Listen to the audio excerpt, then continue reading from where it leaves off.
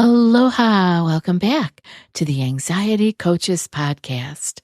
I'm your host and coach, Gina Ryan, and I'm so happy to be with you again today as we consider the many ways to bring your mind and body back to its natural peace and calm. In today's episode, I'm talking about what's within your control and finding calm in an uncertain world. This is really important right now. A lot of people that I talk to in sessions are talking about how uncertain the world feels to them. And I know uncertainty does not bode well when we are anxious.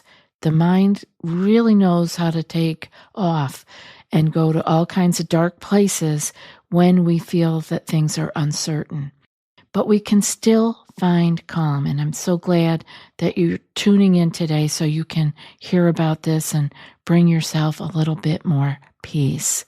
If you've been feeling like life is coming at you faster than you can catch your breath, you're not alone. Like I said, so many of us are carrying the weight of uncertainty, juggling work and family demands and trying to stay steady in a world that feels, well, right now, pretty unpredictable, right?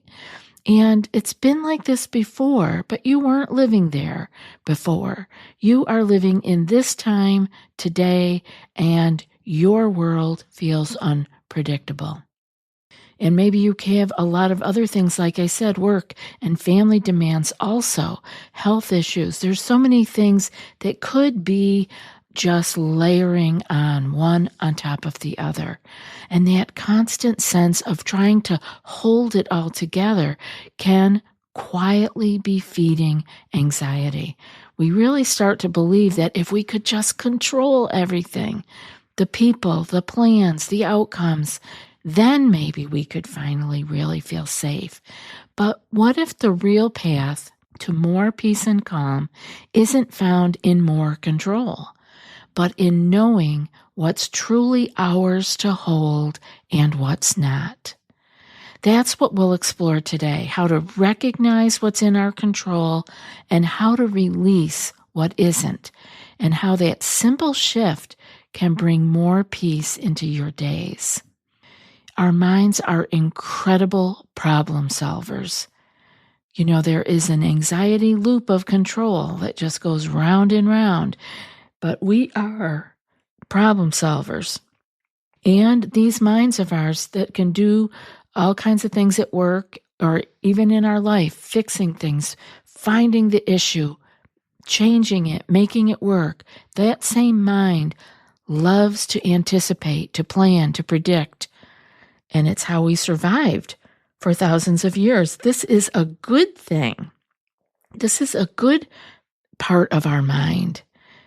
But when it comes to anxiety, that very same survival wiring can start working against us. So we just have to pay more attention. We have to become more aware of what's happening, because anxiety thrives on uncertainty.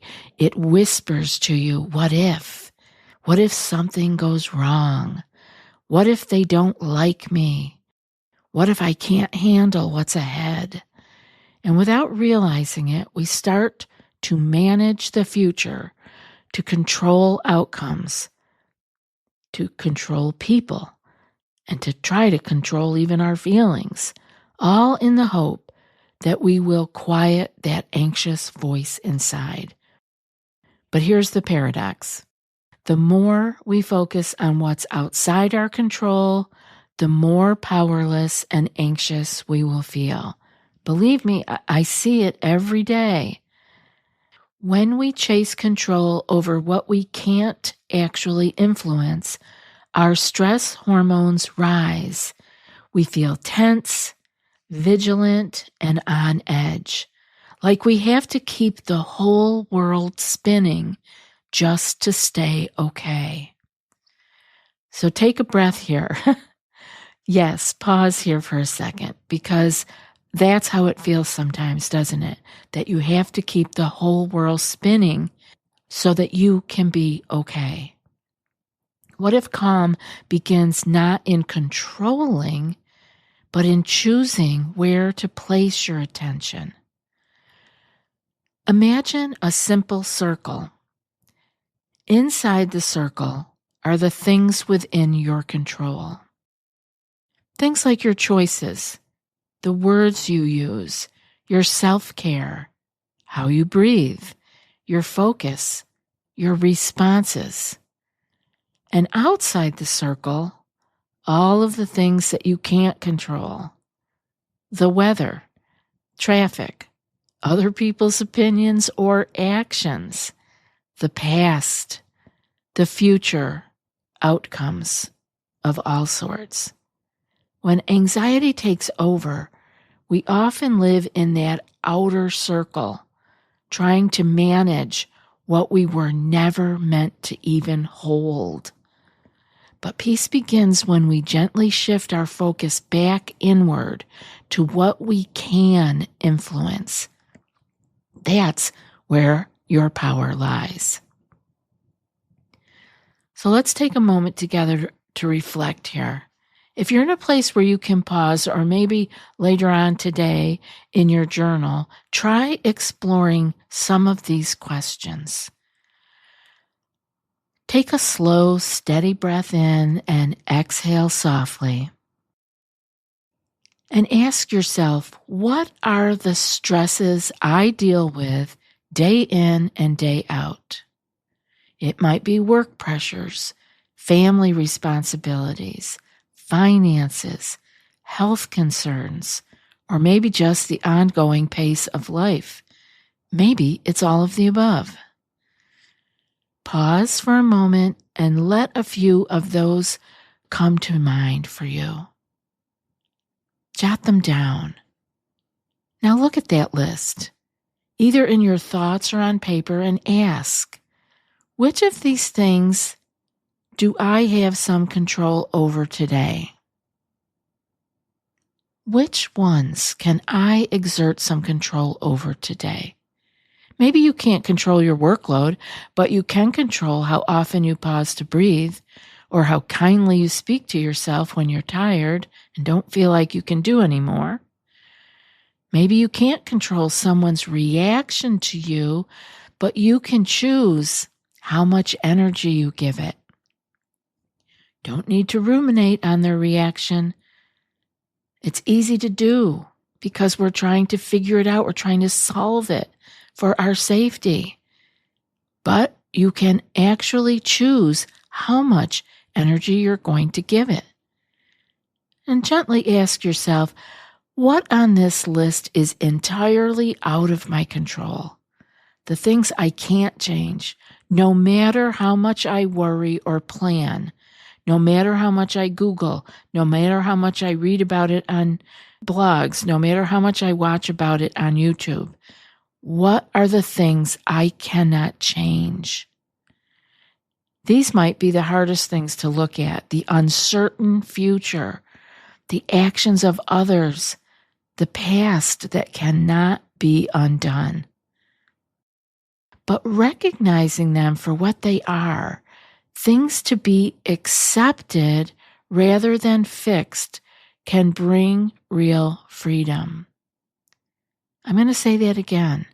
Things to be accepted rather than fixed can bring real freedom. But the anxious mind is a fixing mind. So we have to take the reins here. Now, acceptance is a hard word for a lot of people, but acceptance doesn't mean we like it or that we approve of it. It simply means that we stop fighting reality. And every time we do that, even a little bit, the nervous system relaxes. You might even feel a little bit of that right now, just thinking about these things. That softening that comes when you realize, I don't have to control everything. I have worked with many a beautiful client that actually could be brought to tears when they realize this. I don't have to control everything. Before you close your journal or your moment of reflection, take a breath and give yourself some credit. You're carrying so much. And yet, here you are. You're showing up. You're listening to a podcast. You're learning to meet life with awareness and care. Give yourself a pat on the back. See if you can hold yourself with gratitude for that.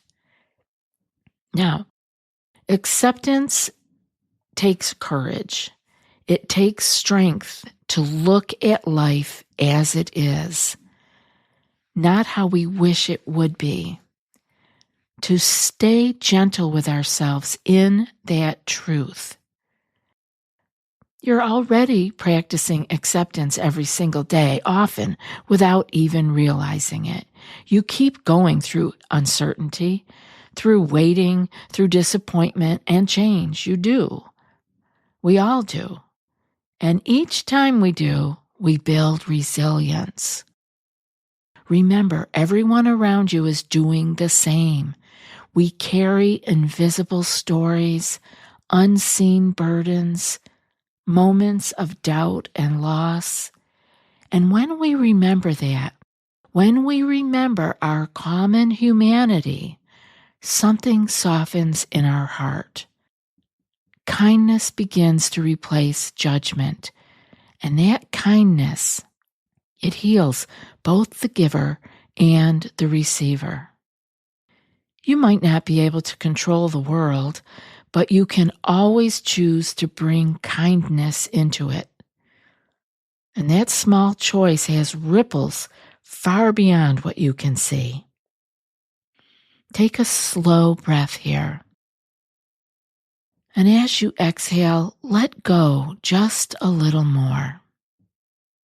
You don't have to hold it all. There's so much going on in the world, in people's health, family, and some of the pressures that we have now are with the speed of how things are going. We know about news that is happening around the world 24/7. This was not even the world that I grew up in. It was very different. So not only do we have all of the stresses that life has always had, all of the uncertainties that life just brings, but we also have a new speed at which all of this is happening. So I hope that you can begin to slow down, to take a breath here and there, consciously, with awareness, when you're waiting in line, when you're starting your car, when you're booting up your computer in the morning. None of that is wasted time. You can use it to just take a real breath, a self-compassionate breath. You're here listening. You are working on finding a new way to live in this uncertain world with more peace and more calm in each of your days. I hope that you can feel that relief comes from knowing what is yours to hold, and the peace that comes from releasing what isn't yours. We can look at it on a global level, and then we can get really fine-tuning, and you'll come to these things. I'm hoping that you are using a journal to look at those questions that I had you ask yourself and jot things down. It's really good to be able to see that with our own eyes. What is it I'm thinking? What is it that I am trying to control? It looks different, believe me, when you write it down. Yeah, we're trying to control things that we couldn't possibly control. But our mind, because it is seeking safety, is trying to get us to do something about it. And it's our job to let our mind know, and our body, that we are safe right here, right now. There's a place inside you that is never changing and always peaceful, a place beyond worry and control.